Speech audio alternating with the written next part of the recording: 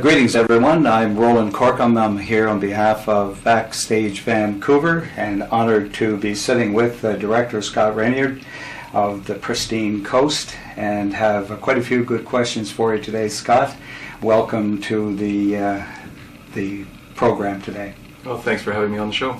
Okay, first and foremost, we were sitting earlier and having a little chat, and you go quite a ways back in the Vancouver film industry here, and very interesting to hear that your start here was, 20 years ago? Yeah, actually I started in the film business in 1984. I think the first credit and film I ever worked on was called Just a Missing Kid. I worked a week or two on that and then ended up on The Boy I Could Fly, and I actually entered as a caterer. That was the first job I had. Wonderful. Many of us have started, I guess, in the industry as extras or so forth, something to do with behind the scenes, and then before you know it, you have the classification of director. And the Pristine Coast, of course, we want to deal with that in essence here, but first and foremost, I'd like to ask you, what do you think the role of the independent films are, in particular here in Vancouver? Well, I think independent films are certainly very, very key to the fabric of the film business. I mean, it's a lot of us that work in the independent side are doing projects that are projects of passion. There are issues that sort of stick with us for some reason, and we chase them around until we can actually find something in it that we can, and a story that we can tell. Mm-hmm. Would you say it's a growing industry? I don't know if it would be, if I'd classify that as a growing industry, but it certainly is a vibrant one in amongst the colleagues that I have. I know a number of years ago when I used to go to Banff, there were many more delegates than there are today. Mm-hmm. Certainly the films are harder to finance. They're very tough to find a place. As we all know, with the internet, everything is up in the air, and the market has been fragmented, so it's very hard to fund them. Yes.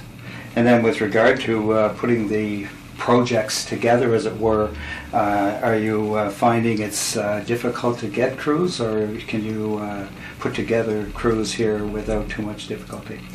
Oh, putting a crew together is for a documentary is I wouldn't say easy, but certainly is something you can do quite easily. Mm-hmm. In many ways. I mean, I've got some favorites of people that I've worked with before, and we get to know each other because you only have 3 or 4 people you're working with, and you almost need to have somebody thinking like you do, so you can react quickly, especially if you're shooting something live like we did with the Pristine Coast. Okay. And then with regard to that, what advice could you give to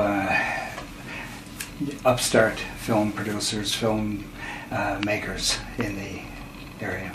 Well, I would say if you have a topic that you're passionate about, then start shooting and collecting footage, and that's what I usually do. Is that if I have a topic that I like and I'm interested in, I begin collecting footage. I start doing a few interviews and cobbling together whatever funds I have in order to do that. Mm-hmm. So I'd say to new filmmakers, just get out and make a film, make a short, and that's the way to get your foot in the door.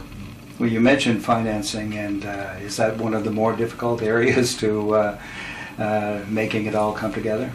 It definitely is, and I think with documentaries, for me, because I own my own camera, and cameras are quite inexpensive these days, mm-hmm. You can go out and collect the footage and you can do the interviews. Where it gets difficult is when you get into post-production, because post-production, there's so many elements that come to play, visual effects, color correction, and all of those things, mm-hmm. and it costs a lot of money. But I think often you'll see broadcasters or outlets that are interested in film will see these projects developing, and quite often they'll come on board at that point. So the Pristine Coast, now that's a big subject here, and we have had, of course, many news reports with regard to fish farms and potential diseases and so forth that is maybe involved here with regard to it. Some of us have our own personal feelings about eating fish from a farm versus the wild salmon in the wild. Is that primarily the areas that you want to cover, or you have covered with this? Well, I actually did a very, what I've been describing as a comprehensive look at the industry. I went back to the early 70s, where the industry began, and so I cover the history, science, biology, protests, all in one film. And I wanted to do that so that when the audience left the theater or left watching the show, they'd have a really good idea of what the industry's about and what the problems are. The project actually took a major turn for me when Alexandra Morton sent me a picture of a herring that had bleeding fins. And if you look in the guide, you'll see this little fish, and the fins are all red. Well, that's blood. And when I saw that, I realized that more than salmon were involved, and I started to ask myself the question: what else is involved, and whether other species are involved? And the result is the pristine coast. You'll get to see what else is involved. I'm wondering. I recently watched a documentary by Dr. Sylvia Earle called Mission Blue. Have you seen that particular documentary? No, I haven't seen it. Okay. It's just airing now on Netflix, and I was wondering if you had in any way been influenced by her background. She's been around the area for several decades, and a scuba diver. Are you a scuba diver, by the way? Actually, I was a scuba diver at university, but my ticket has since lapsed. But I hire diver cameramen to shoot for me, and I have two that I rely on quite a bit, Twyla Roskovich and Neil McDaniel, and the two of them are cameramen that I rely on a lot. Yeah, excellent. They do wonderful work. Yeah. So then the whole thing, it'd be redundant to ask you what motivates you, but it would appear you have a passion with regard to this particular element. Yeah, I have 2 degrees at university, and my degrees are in the master's I did was in regional planning and resource management. I was always interested in the environment, even as a child, and spent a lot of time out in the streams and rivers of British Columbia with my dad. And I'm drawn to man versus environment stories. I'd like to see when things are going wrong, and I want to find out why they're going wrong and investigate what's going on there. Excellent. Very good. Now, with regard to further projects, are you already working on something for the future? I am, actually. The next film that is sort of coming down the pipe, so to speak, is a project that has got to do with herring and the spawning areas for herring in the estuaries. I'm part of the Squamish Stream Keepers, and we've been wrapping the pilings up in Howe Sound to protect herring that spawn on creosote pilings and basically commit suicide when they do that because the eggs die.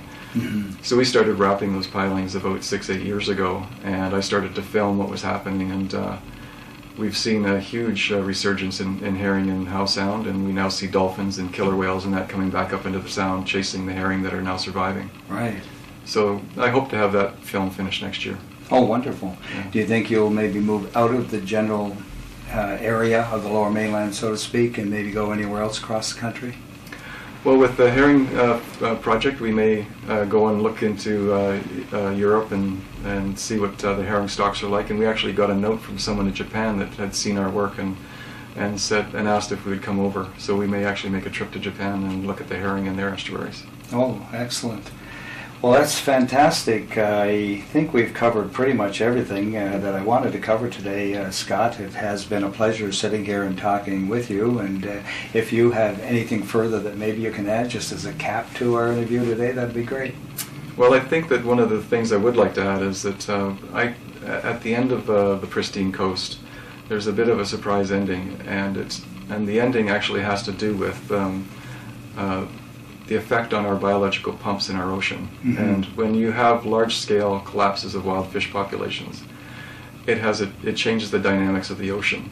And instead of the ocean sequestering and fixing carbon, they actually end up emitting carbon. So this is, to me, one of the most important messages of the film, is that this is probably the 3rd chapter in the global warming book, and I hope people get a chance to see it. Excellent. Thank you very much for your time today. Thanks for having me. Okay. Roland Corkum for Backstage Vancouver with Scott Rinyard.